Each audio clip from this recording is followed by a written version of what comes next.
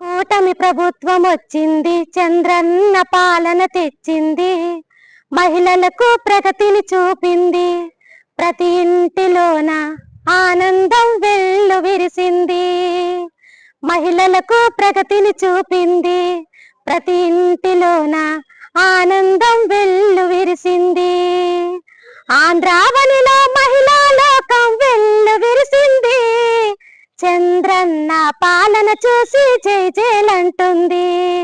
అమరావతిలో అభివృద్ధికి స్వాగతించింది, రాష్ట్రానికి రాజధాని వెలుగులు తెచ్చింది.